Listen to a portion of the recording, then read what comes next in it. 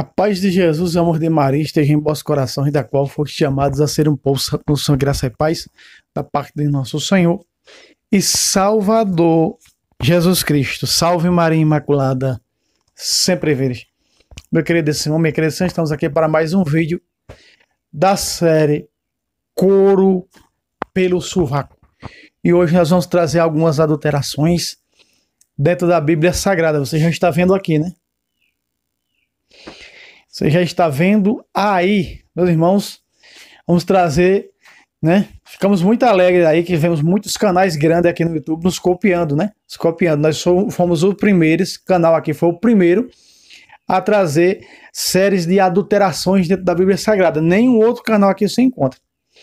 Me mostre aí outro canal antes desse entrar no ar que trouxe, né, adulterações na Bíblia Sagrada. Esse foi o primeiro.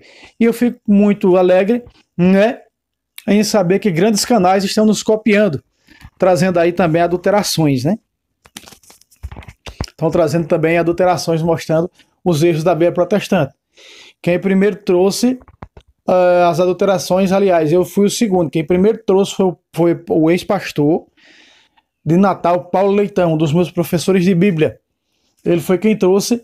E aí, em cima disso, eu comecei a trazer. O meu primeiro canal, 3 anos atrás, que foi excluído, ele era um canal cheio de séries de adulterações das Bíblias protestantes, né? Depois ele foi excluído. Aí esse era o canal dos ex-protestantes, transformei no canal do Fábio Pentecoste. Trouxe muito poucas adulterações.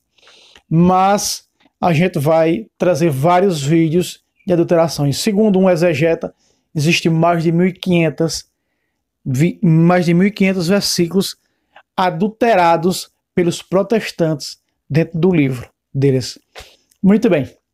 Nós estamos aqui, né?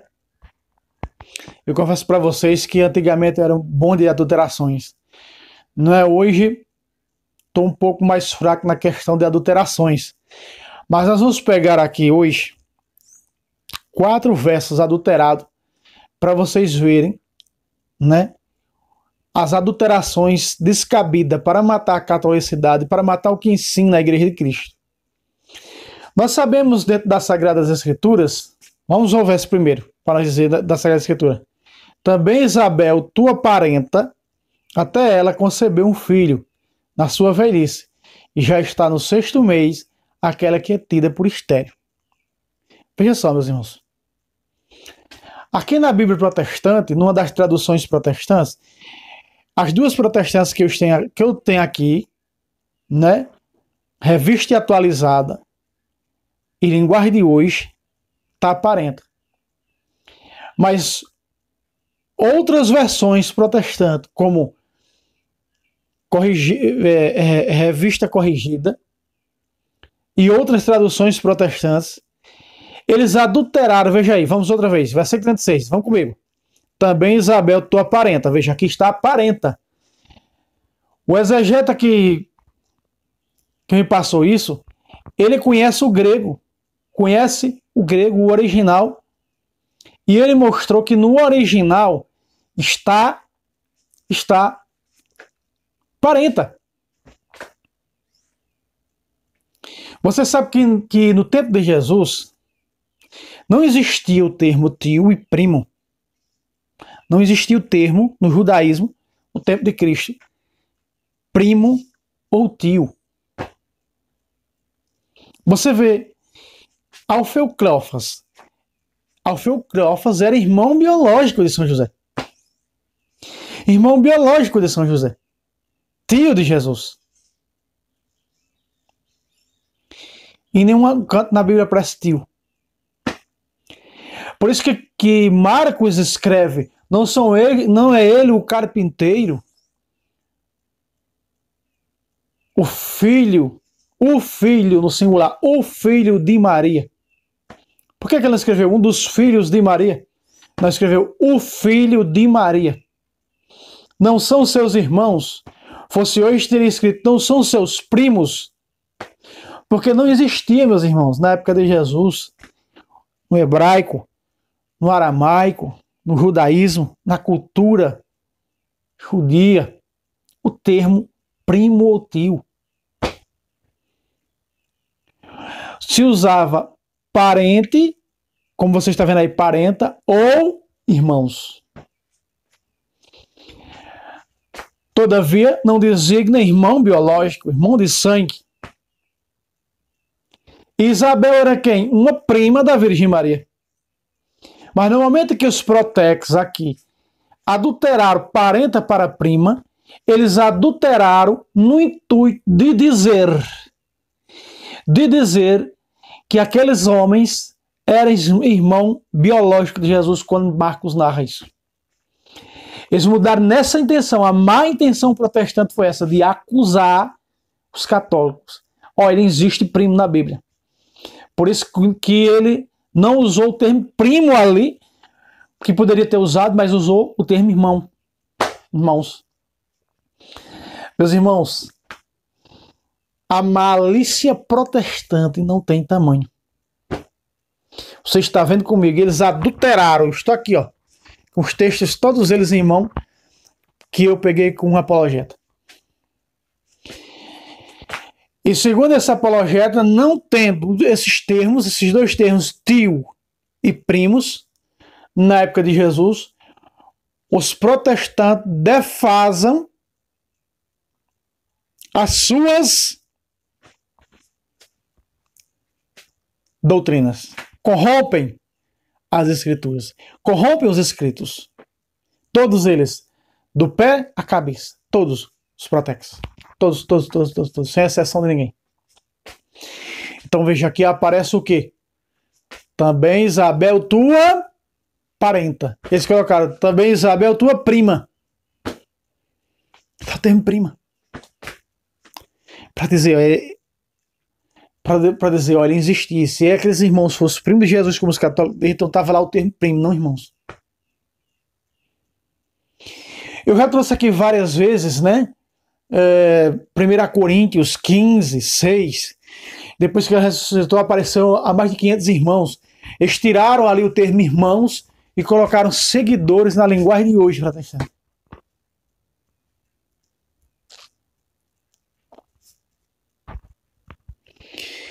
Vamos para mais um versículo adulterado. Vamos para 1 Coríntios 11.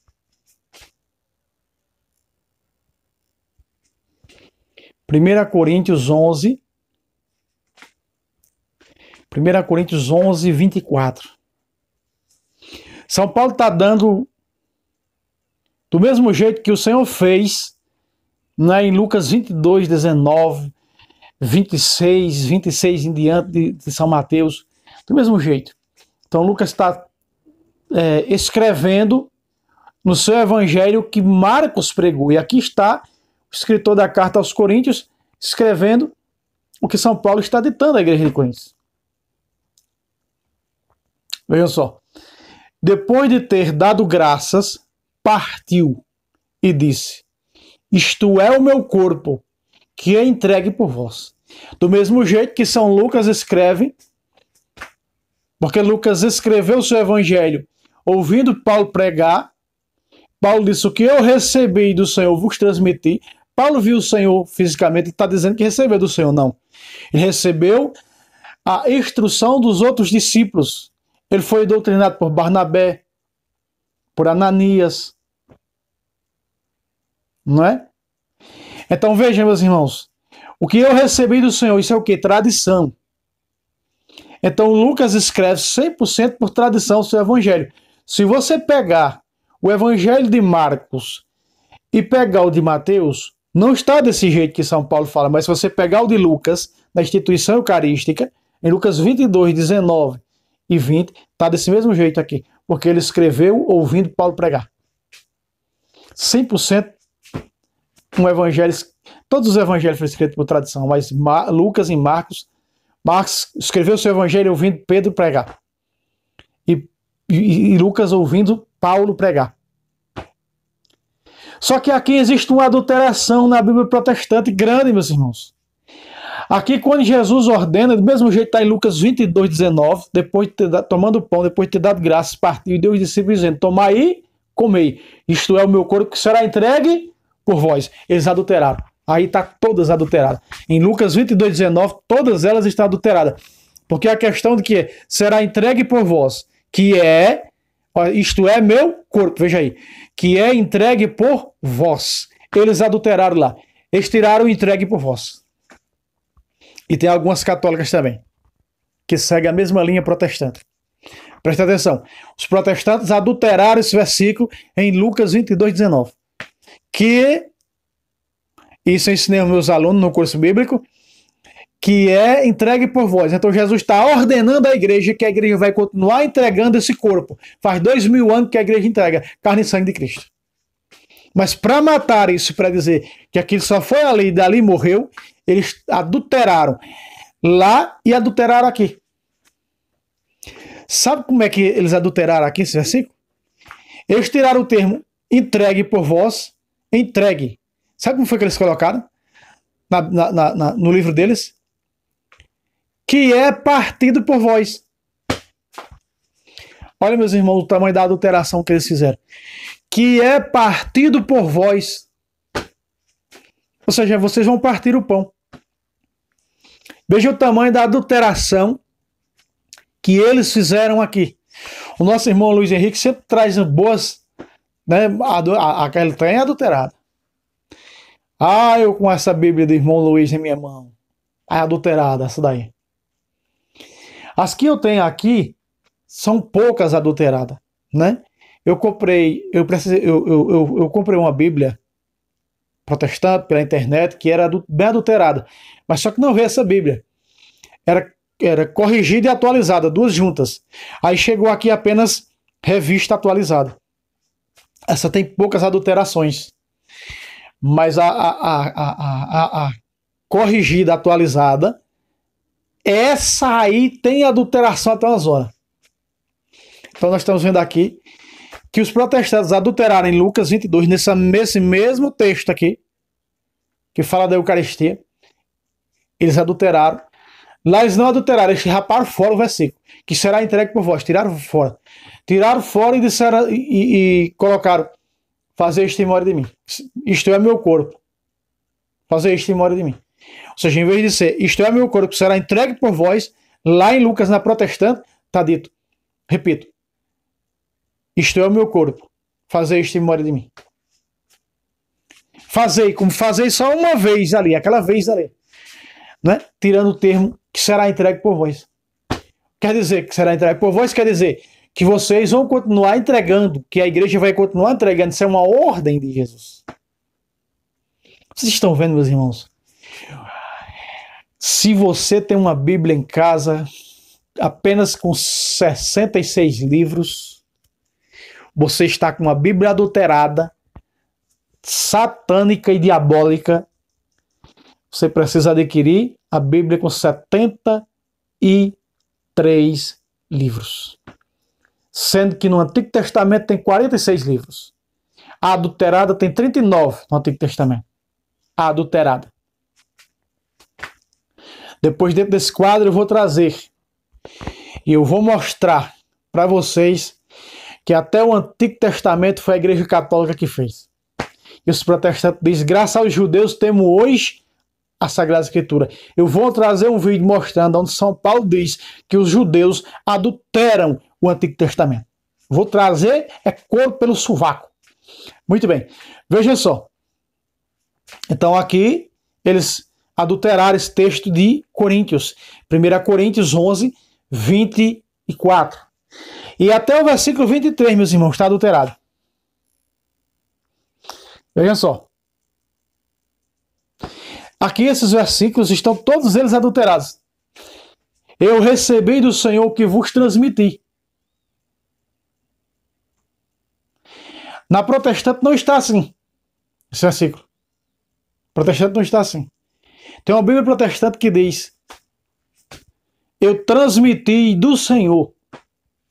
Para dizer, não, você está recebendo o seu ensinamento que você está dando, a sua interpretação que você está dando, você recebeu unicamente do Senhor, não foi de um a um.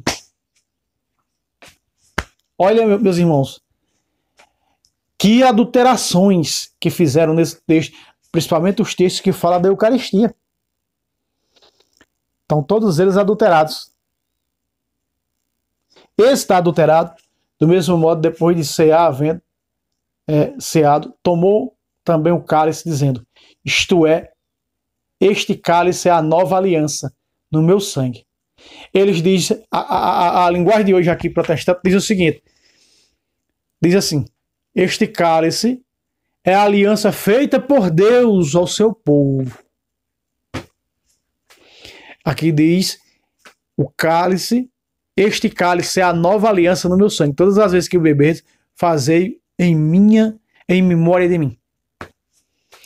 E eles arremetem que não é em memória de Cristo, o derramamento desse sangue na cruz do Calvário, que é selado, mas um memorial, uma lembrança, apenas um lembrar simbólico, não é?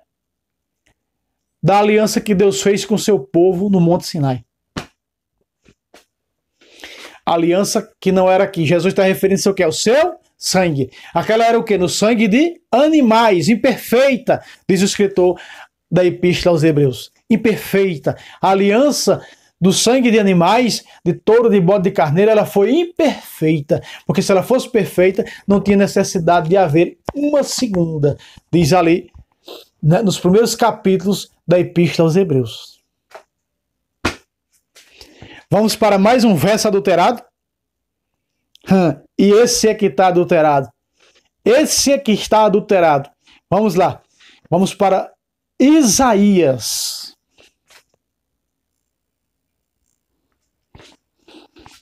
Isaías 14, 9. Aí de azul. Vamos ao verso para poder eu dizer o que é que está adulterado aqui.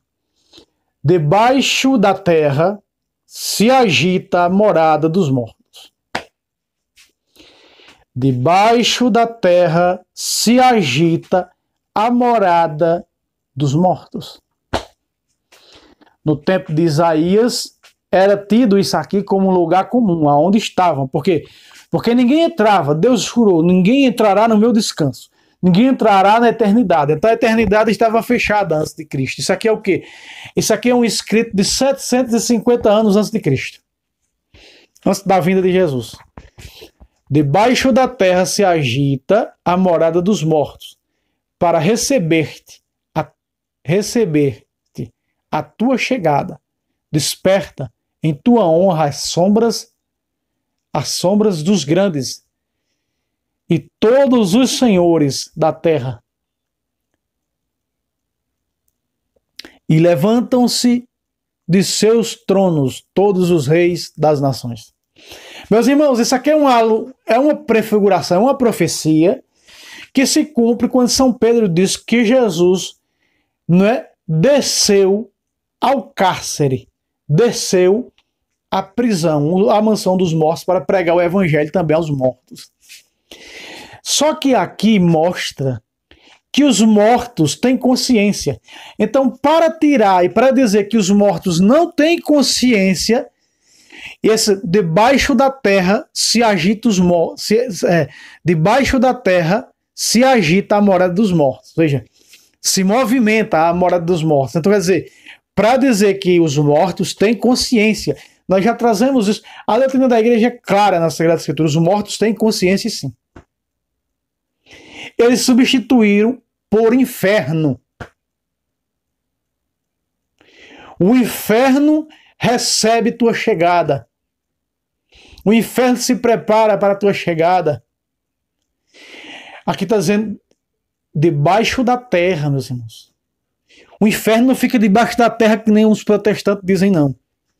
Senão eles mesmos vão contrariar eles mesmos quando eles dizem que só estão dormindo debaixo da terra, no cemitério. Esse debaixo da terra aqui significa o quê? O mundo dos mortos. Aqui não está se referindo à eternidade, né? Não está se referindo ao inferno, nem se referindo ao purgatório.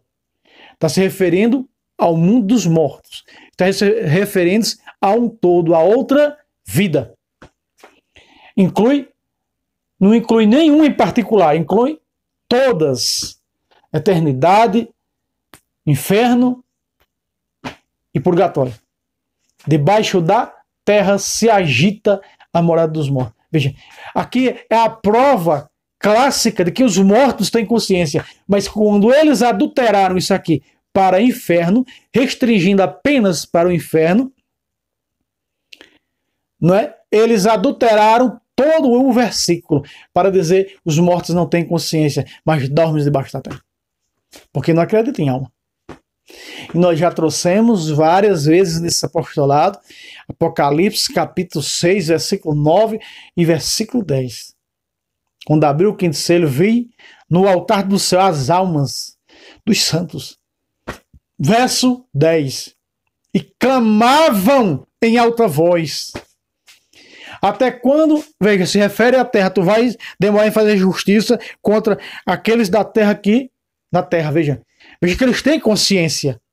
Os mortos têm consciência. Mas para matar, eles adulteraram completamente esse versículo. Tiraram fora de órbita. E eles ainda usam, que eu trarei em um outro vídeo, uma passagem do livro do Eclesiastes.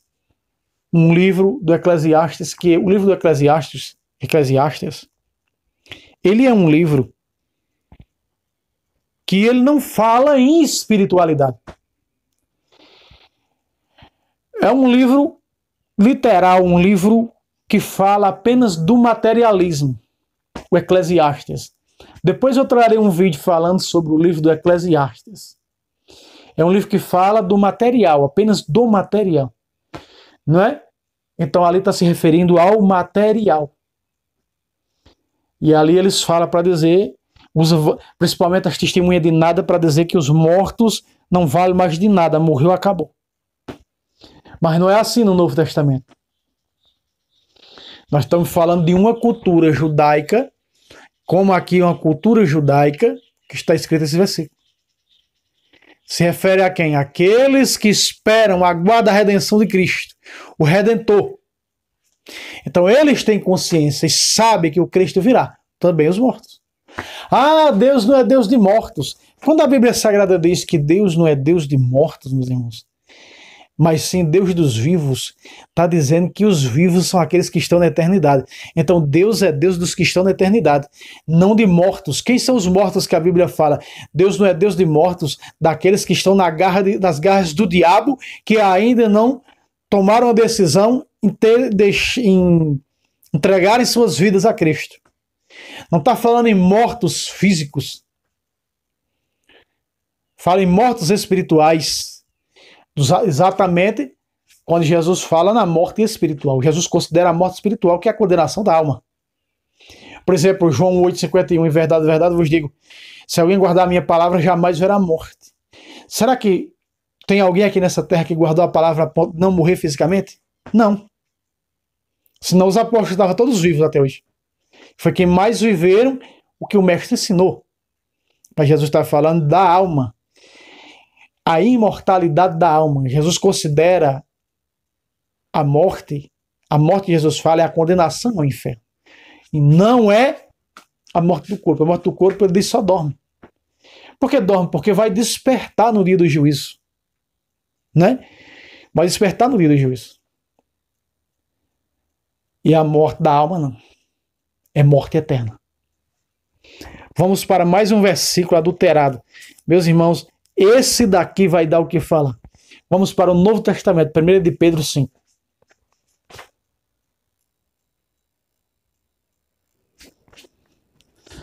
Aqui o bicho vai pegar.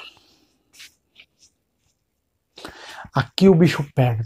Mas, irmão, como é que o bicho vai pegar? Aí prova que Babilônia era Roma. Aí prova que a igreja de Cristo é a que está em Roma. Em nenhum canto na Bíblia você diz que vai encontrar que a Bíblia de Cristo é a que está a igreja de Cristo é a que está em Jerusalém. Mas nós encontramos vários versículos bíblicos mostrando que a igreja foi tirada de Jerusalém. O trono será tirado de vós e dado a um povo que produz o seu fruto. Está lá em Mateus. Então quer dizer que essa igreja foi transferida de Jerusalém.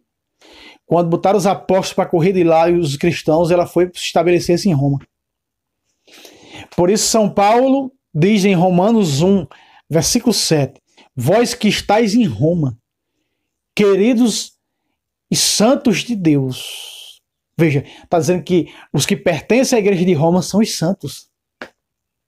No versículo 8 ele diz: vossa fé será proclamada universalmente.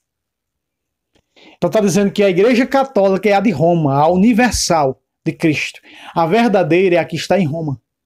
E aí São Pedro, mais ou menos no ano 67, escreve isso aqui, ó. A igreja escolhida de Babilônia sauda-vos, assim como também Marcos, meu filho. Olha porque Pedro é papa, aqui está. Está chamando, o evangelista é João Marcos, de meu filho. Marcos não tinha parentesco nenhum com São Pedro, era filho na fé. Por isso Pedro é papa, primeiro papa, aqui está. Vejam só. Aqui tem uma defasagem, aliás, uma adulteração tão grandiosa, tão descabida, que quando você ficar sabendo, não são todas as protestantes que estão adulteradas. Mas vejam, meus irmãos, tem uma Bíblia protestante que diz assim, aqui começa, a igreja escolhida de Babilônia. Sabe como é que está na Bíblia protestante? Se eu não estou aqui enganada, é a Revista Corrigida. Não é? Se o nosso irmão aí que gosta da adulteração tiver nessa tradução sua, coloque. É na minha, Revista Atualizada João Ferreira de Almeida, é corrigida. Eu acho que é na Luiz Henrique, está adulterado, esse versículo. Veja só. A coeleita de Babilônia sauda-vos. Como é que é? Você não vai entender nada quando você pegar a tradução protestante e você ver esse versículo. A coeleita. Peraí, a coeleita? A coeleita, o que é coeleita que está em Babilônia?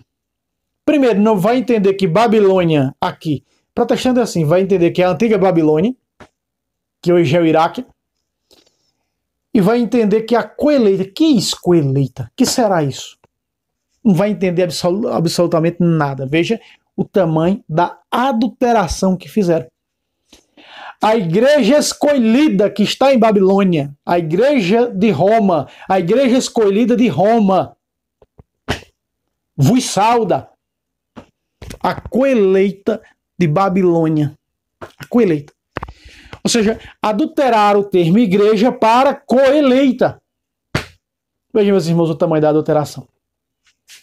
Existe adulteração maior do que essa? Não existe. São adulterações sem escrúpulo. Mas vejam, meus irmãos, São Pedro, esse mesmo São Pedro, mais para frente na sua segunda carta, veja só. Veja aí. Olha o que São Pedro fala. Segunda encíclica de São Pedro. Bula papal de São Pedro. Primeira carta, primeira encíclica. Segunda carta, segunda encíclica do Papa São Pedro. Primeiro Papa da Igreja. Vamos lá. Olha o que São Pedro diz. 2 de Pedro 3,16. É o que ele faz em todas as suas cartas. Ele quem? Paulo. Então vejam, meus irmãos, que as cartas dos apóstolos tinha que ter a aprovação do Papa. Tinha que ter a aprovação do líder da igreja. Assim como a igreja, não é? No século III, com São Jerônimo e São Dámaso, Papa da igreja, pegou e aprovou quando São Jerônimo compilou a Bíblia Sagrada. Quando ele traduziu dos originais para, conhecida hoje como a Vulgata Latina, né? O Vulgata de São Jerônimo. Então, assim, passava pela mão do Papa. Então, essas cartas de Paulo, as cartas de Paulo, elas eram, antes de ser dirigida a tais comunidades, precisava ter a aprovação do líder da igreja. E então, Pedro aprovou, e nós vemos aqui na sua segunda encíclica, aprovando as cartas de São Paulo, essas que estão na Bíblia. Vamos ver? Aqui, ó. É o que ele faz em todas as suas cartas. Ou seja, São Pedro leu todas as cartas de São Paulo para poder dar o carimbo, para dizer, essa é boa, essa daqui está aprovada. Então, o que a igreja liga, porque São Pedro recebeu uma das chaves em Mateus 16, 19. Tudo que tu ligar na terra está ligado no céu. Então, se o Papa diz que é palavra de Deus, é palavra de Deus. Tem que ter o aval do quê? Do líder da igreja. Do líder da igreja. Então, tem que ter o aval de São Pedro. Vamos lá. É o que ele faz em todas as suas cartas. Todas as cartas de São Paulo. Pedro já conhecia, por isso ele aprovou as que está na Bíblia. Nas quais fala nestes assuntos. Nelas, algumas passagens difíceis de entender. Veja, São Pedro leu, releu para provar, junto com a igreja, as cartas de São Paulo. Aí ele diz o seguinte, falando agora dos falsos profetas, daqueles que diz, não, você tem o Espírito Santo, o tal do livre-exame, você interpreta de sua maneira. Cujo sentido, olha o que os falsos profetas fazem, cujo sentido os espíritos ignorantes, outra tradução diz, pessoas poucas fortalecidas, pessoas que não têm sabedoria, pessoas que não têm entendimento, cujo sentido espíritos ignorantes ou pouco fortalecido deturpam. Aí tá o que fazem os protestantes. Porque tá fora da igreja. Tá fora da igreja. Essa Bíblia protestante não tem o reconhecimento da Santa Sé. Por isso, cuidado com Bíblia católica que não tem o reconhecimento da Santa Sé. Cuidado. Cuidado com Bíblia católica que também não tem o reconhecimento da Santa Sé. Lançaram tantas Bíblias hoje e a maioria delas não tem o reconhecimento da Santa Sé. Só recomendo para você a Bíblia da Ave Maria, que tem o reconhecimento da Santa Sé. Bíblia Católica Ave Maria. Voltemos ao texto. Cujo sentido espíritos ignorantes ou pouco fortalecidos deturpam. Aí todos os protestantes, todos eles. A começar por Lutero, o pai deles. Para a sua própria ruína. Como fazem também com as demais escrituras. Ele está dizendo aqui, ele não deturpa só as cartas de Paulo, ele deturpa todas as escrituras do Gênesis e Apocalipse. Meus irmãos, São Pedro está falando, eu mostrei para você aqui as adulterações que os protestantes fizeram. Segundo o apologeta, disse que são mais de 1.400, mais de 1.400 adulterações que há feito pelos protestantes no livro deles. Intuito, tirar a catolicidade. Intuito, tirar a doutrina católica. Intuito, mostrar que não é um livro católico. A Bíblia é 100% um livro católico. Tanto o Antigo como o Novo Testamento, feito por católicos. E vou trazer um vídeo falando disso. Então você está vendo aí, né? Você está vendo aí. Pedro analisou todas as cartas de São Paulo para dar o primatur, né? O imprimatur, dizendo as cartas de Paulo são boas, inspiradas por Deus, eu aprovo. Mas as seitas adulteram. As seitas adulteram para quê mesmo? Deturpam para quê mesmo? Para a sua própria ruína. Senhor, pregamos em teu nome. Mateus 7, 21 a 23. Muitos vão dizer naquele dia, Senhor, pregamos em teu nome. Assola Cristo. Senhor, expulsamos demônios em teu nome. Assola Cristo. Pregamos em teu nome, assola a Escritura. Pregamos em teu nome. Pregamos sola a Escritura e sola Cristo. Fizemos muitos milagres só em teu nome. Retirai-vos de mim, malditos, nunca vos reconheci. Aqui, ó, para a sua própria ruína. Entende, meus irmãos? Este é mais um vídeo para a série Couro pelo Sovaco. Deus abençoe vocês e até o próximo, se Deus quiser. Salve Roma, salve Maria Imaculada, sempre virgem. Deus abençoe a todos.